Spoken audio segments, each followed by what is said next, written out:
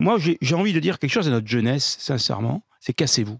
Bah là, justement, les petites entreprises, elles connaissent la crise et la grosse crise, puisqu'on est en 2024 à 67 000 sociétés qui se sont retrouvées devant les tribunaux de commerce. Oui, c'est le chiffre donné par le nouveau président de la CPME qui représente les petites et les moyennes entreprises au 4e trimestre 2024. Nous n'avons jamais eu autant de défaillances d'entreprises, 30% d'augmentation par rapport à l'année précédente pour les PME de plus de 50 salariés. On connaît les causes, les charges sociales bien sûr. Alors au moment où le gouvernement veut imposer davantage les entreprises, il faudrait faire peut-être l'inverse, il faudrait baisser les prélèvements sur les entreprises, les PGE qu'il faut rembourser, les fameux prêts pendant le Covid qui arrivent à échéance. Il y a eu aussi le coût de l'énergie. Et là, en plus, mauvaise nouvelle, le prix à la pompe repart à la hausse. Donc, ça fait beaucoup de défaillances. Dans la restauration, c'est Franck Delvaux, le patron de l'UMI Île-de-France, qui dit qu'aujourd'hui, 20 restaurants ferment tous les jours. Et ce qui est intéressant aussi dans la bouche du nouveau patron des petites et moyennes entreprises qui était ce matin chez nos confrères d'RTL, il dit « Il ne faut pas penser qu'un code de travail de 8000 pages peut être la solution à une PME pour qu'il puisse recruter. » Voilà, c'est ça aussi. C'est que vous imaginez un code du travail qu'une entreprise du CAC 40. 8000 pages. Donc, il y a toujours autant de normes, de freins. Alors, il y a un discours pro-business plutôt porté par ceux qui sont au pouvoir. Et puis, dans la réalité, c'est toujours aussi compliqué de gérer une entreprise. En fait, le problème, c'est qu'il y a deux étages dans ce pays. Il y a l'étage politique, qui parfois a des bonnes intentions et qui est conscient. Et puis, il y a l'étage de la technostructure. Et la technostructure, elle ne plie pas facilement. Pourquoi ? Parce que ce sont des fonctionnaires d'État qui sont là et qui sont indéboulonnables. J'étais à un rendez-vous il n'y a pas longtemps et c'est ce que j'ai déploré et c'est ce que déplore. Le problème, c'est que quand Macron est arrivé au pouvoir en 2017, comme quelqu'un qui aurait pu justement nous permettre de libérer un certain nombre de choses. C'était la croyance qu'on avait. Il n'a pas, dans les 6 premiers mois, pris les mesures nécessaires pour débloquer ce pays. Il a attendu. Quelques-unes. Oui, mais pas assez, en tout cas. Pas assez. Donc aujourd'hui, quand un politique vient à la télé vous expliquer qu'il faut débureaucratiser, supprimer des normes, libérer le travail, etc., admettons qu'il en soit conscient et de bonne foi. Mais je peux vous dire que le mettre en application, c'est-à-dire qu'on leur dit oui en bas, et à la fin, ils ont toujours une raison pour vous dire « mais c'est pas possible, parce que machin, parce que la circulaire truc empêche que machin fait ça ». Moi, j'ai un exemple de petits jeunes qui ont envie d'acheter un moulin. Bon, un moulin, c'est particulier, un moulin, mais c'est quand même du patrimoine, un moulin. C'est un truc énorme. Mais c'est un truc de dingue. On va faire en sorte que ce moulin dépérisse, qu'il soit en ruine, parce qu'il y a tellement de normes. Au lieu de leur dire, OK, super, vous voulez acheter ce moulin? Génial. Ça fait partie du patrimoine. Qu'est-ce qu'il faut? Ce papier? Eh bien, écoutez, on va simplifier. Il en faudra qu'un. On leur dit, il faut voir un tel. Le fonctionnaire vient pas. L'autre, il n'est pas là. Il faut le... Mais tout est comme ça.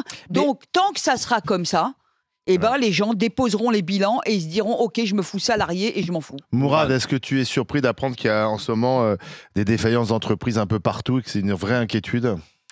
Non, j'ai beaucoup de choses à dire. Alors d'abord, quand tu as un ministre du Travail qui n'a jamais créé un emploi de sa vie, ça crée un problème déjà. Qui fait des gaffes. Tu as un ministre de l'économie que j'ai écouté, j'avais l'impression... Monsieur Lombard. J'avais l'impression d'entendre Sylvain Durif, il aurait dit à peu près la même chose. Qui ça? Sylvain Durif. Vous n'avez pas connu Sylvain Durif? remplaçant? Une espèce d'illuminé qui avait vu la Vierge, les extraterrestres, et qui voulait se présenter aux élections de 2017. C'était à peu près pareil le discours. Il nous expliquait grosso modo qu'il allait investir dans la transition écologique, que ça allait faire baisser la marge des entreprises, mais que c'était pas très grave. C'est vrai que c'était pas grave. C'était pas très grave. Voilà, il est ministre de l'économie. C'est assez lunaire. Ministre de l'économie, bien sûr, qui n'a jamais créé une entreprise, qui n'a jamais dirigé une entreprise. Il était patron de la Caisse des dépôts et des consignations, la Banque de l'État. Si tu diriges pas une entreprise, non, c'est un haut fonctionnaire. Voilà, alors moi j'ai envie de dire quelque chose à notre jeunesse, sincèrement, c'est cassez-vous. Cassez-vous de ce pays. Oui, cassez-vous de ce pays. Non, il n'y a plus d'avenir dans ce pays. Si vous êtes un jeune entrepreneur, si vous avez des envies, c'est plus en France. C'est plus en France.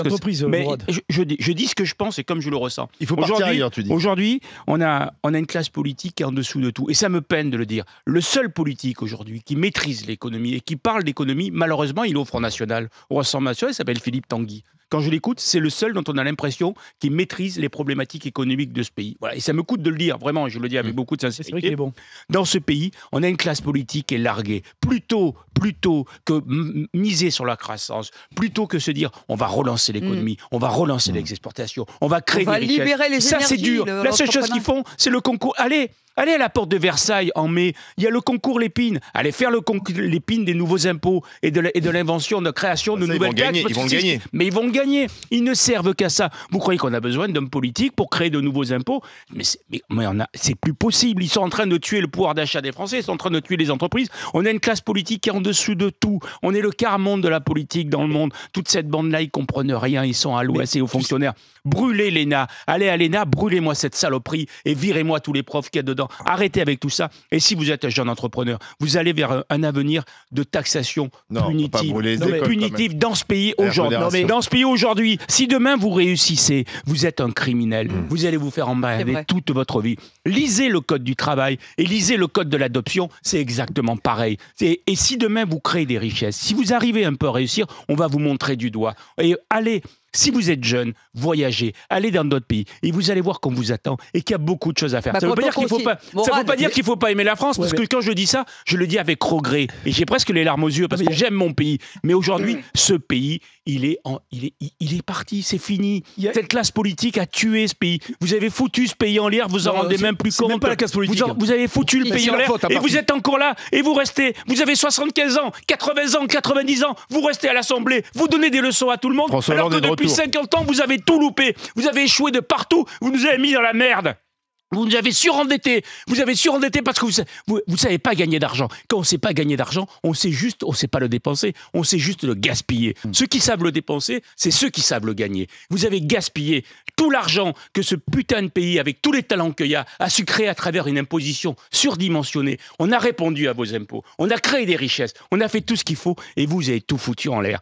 Voilà. C'est pour ça qu'aujourd'hui, il faut se casser de ce pays. Mais Mourad, il y a un mal incurable. Peut-être en colère, dis donc. Ah oui, non, parce que je le ressens. Je ne le supporte supporte plus. Je supporte plus quand je vois les talents qui ont fait. Tu sais que moi, je suis dans un domaine, dans les effets spéciaux, dans le dessin animé, dans les images. Il y a une école française. Les plus forts, c'est les Français. On domine le monde. Mais on se casse. Ils se cassent tous. Il y a un mal incurable. Et c'est dommage. Il y a un mal incurable. On a vendu tous nos trésors. On a vendu toutes nos industries. On a tout vendu. C'est parce qu'on n'a plus rien. Ce pays, il a été soldé. Il y a un mal par une classe politique et d'une mécre. Brûlez l'ENA. Brûlez l'ENA. Il y a un mal incurable. Mais tu l'as symboliquement. Oui, bien sûr. Bien sûr, j'appelle pas à la violence. Mais arrêtez, virez-moi tous ces mecs qui sont rentrés à l'école à 5 ans et qui en sortent à 65 ans sans avoir connu le monde et qui nous expliquent comment ça se passe. Attends, Bruno, on va continuer la discussion.